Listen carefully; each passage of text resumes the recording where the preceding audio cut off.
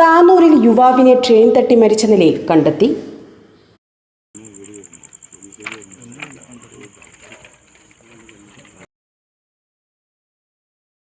കൂട്ടായി സ്വദേശി അബൂബക്കറിനെയാണ് താനൂർ റെയിൽവേ സ്റ്റേഷന് തെക്കുവശം കാട്ടിലങ്ങാടി ഭാഗത്ത് ട്രെയിൻ തട്ടി മരിച്ച നിലയിൽ കണ്ടെത്തിയത്.